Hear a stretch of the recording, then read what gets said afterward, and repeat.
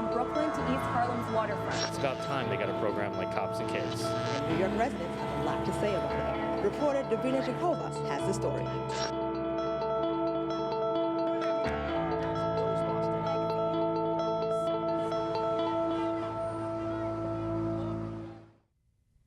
Good evening, and thank you for joining us on CUNY News Update. I'm Nesh Pillay. And I'm Layla Rose.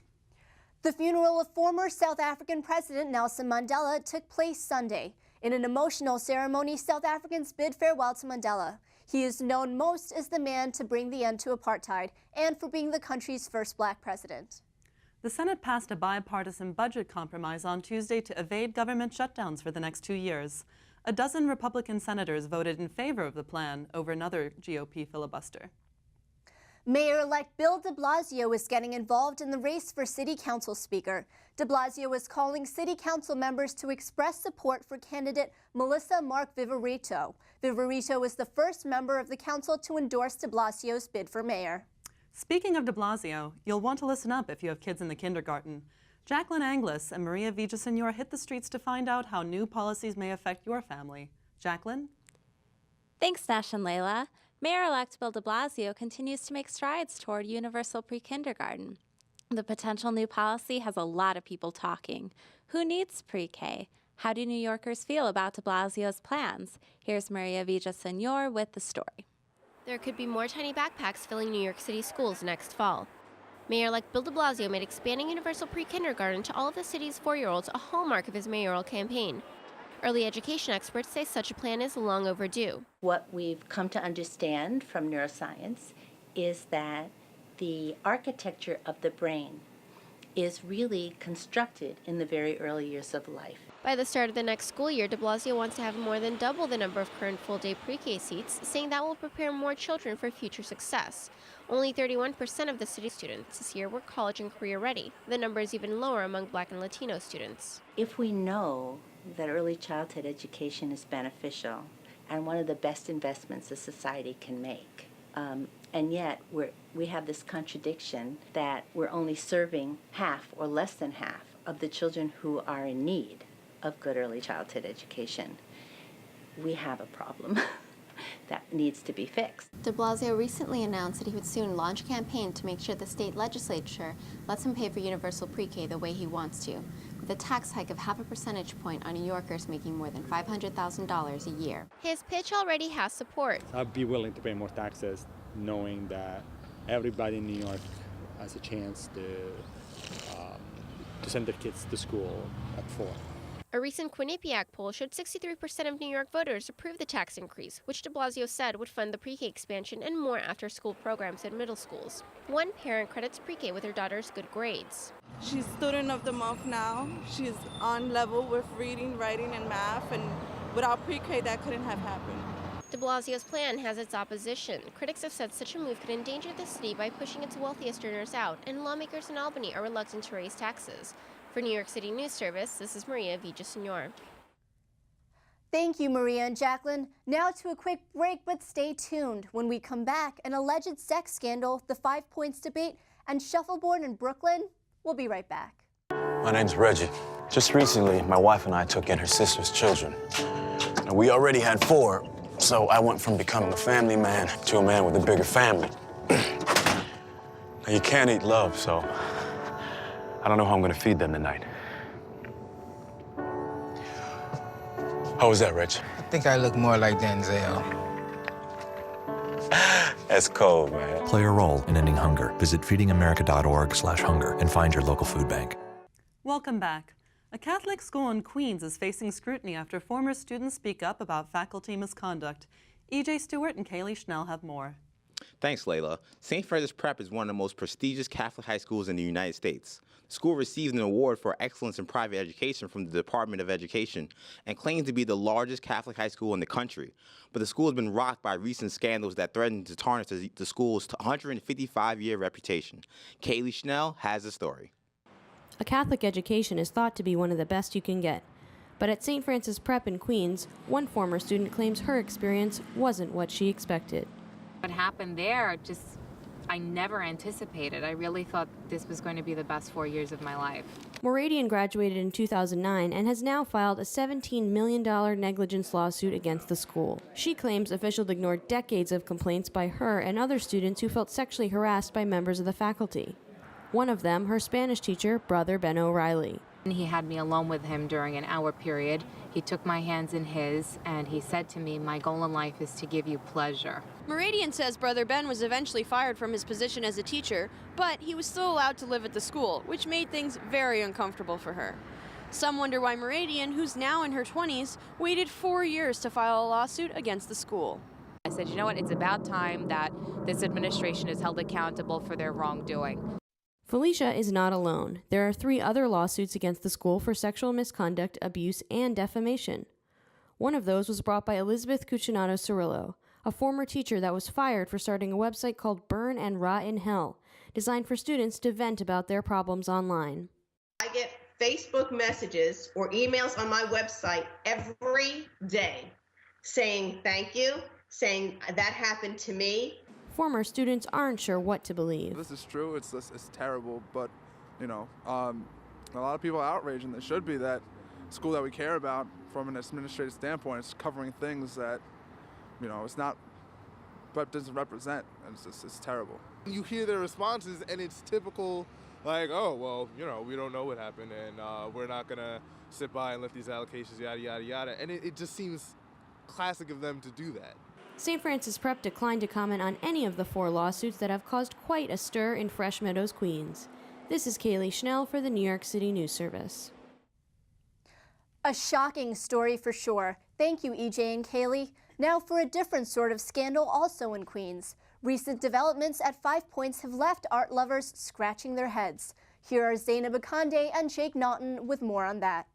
A graffiti icon in Queens is all but gone, leaving admirers and neighborhood locals at a loss for what was once a mecca of New York City street art. Jake Naughton has the story.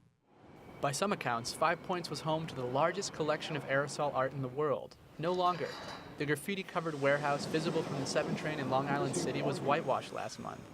It will be raised by the end of the year to make way for a pair of 40-story luxury condos. AK-47 is a full-time graffiti artist from Brazil.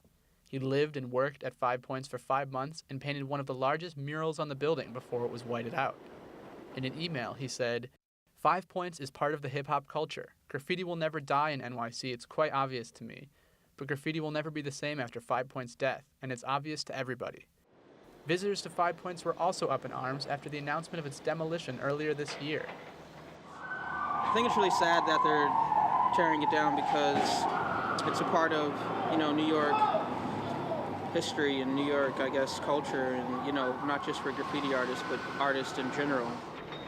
The news of the building's destruction followed months of legal battles, candlelit vigils, and petitions that pitted artists and supporters against Jerry Wolkoff, the building's longtime owner. Something like this just shouldn't be torn down just to put up another shitty architectural, cheap, horribly made, you know, condominiums. It just doesn't seem right. It just doesn't seem right. New Yorkers like Neil Cohn, a longtime resident of Long Island City, say that even though change is part of life in New York, they're sad to see 5 Points go.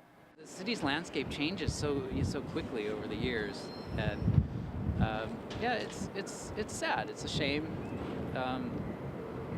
and I don't think that what they're going to put here is better than this. It's going to be different. Plans released by the developers show that space will be set aside for art studios, a gallery, and an art wall that may feature graffiti. In the meantime, artists and art lovers are left wondering what the future holds for graffiti in the city now that 5 Points is gone. From Long Island City, Queens, this is Jake Naughton. Thank you, Jake and Zainab. Coming up next, disease and parks. Not to be confused with disease in parks. We'll be back in a moment.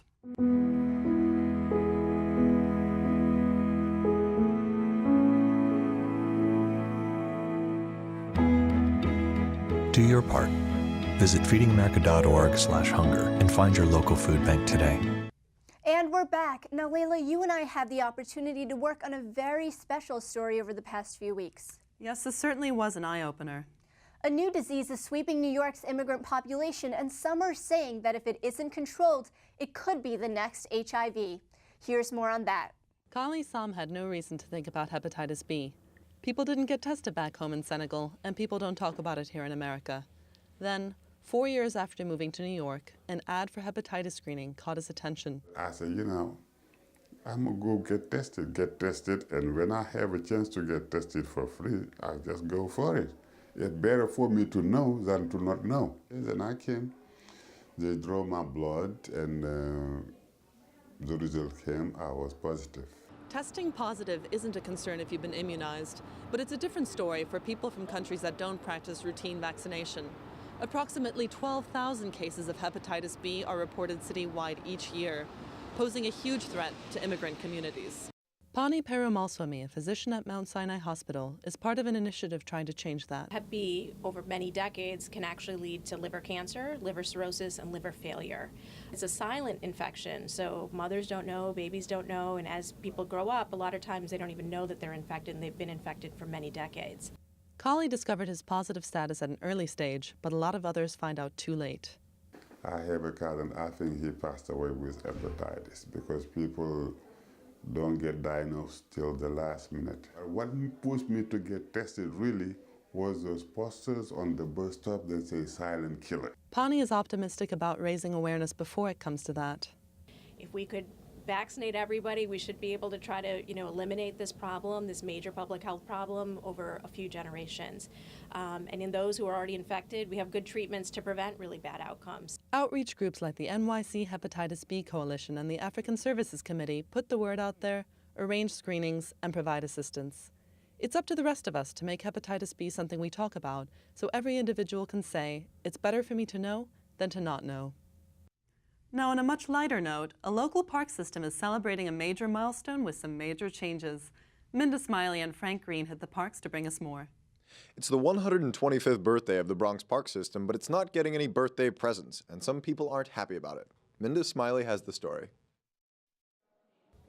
This year, New York City's greenest borough celebrated the 125th anniversary of its park system. But with so many problems facing the Bronx parks, some are wondering if there is still a reason to celebrate. We don't get the attention and the security and the safety that we should be getting here.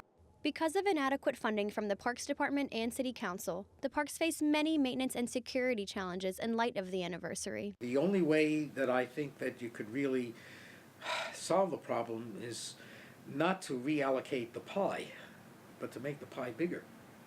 Bronx advocates say the Bronx park system is underfunded, but so is the citywide park system. Without conservancy money that parks like Central Park get, and with discretionary funds often going to other needs, there simply isn't enough money for the parks, leaving them by the wayside. A lot of the parks in the Bronx are very large, and they have a lot of natural areas, and the large parks, as a rule, are just harder to maintain. They take a lot more resources. Delays in park projects are a problem, too. Poggi has been asking for public restrooms at Ferry Point Park since 2003. The park hosts thousands of visitors every summer. There are no bathrooms nearby. There's a motel, which is not the kind of motel you could let children go into. Poggi says elected officials and community groups need to rally more if they want to see improvements in the Bronx parks. This is Minda Smiley in New York City. Thanks, Minda and Frank. And let me just say, that historian knows how to dress. Layla, any idea where I can get myself a sweater like that? Oh, sure. I have several stashed away with mothballs if you'd like to shop my closet. I might just have to take you up on that. Or not.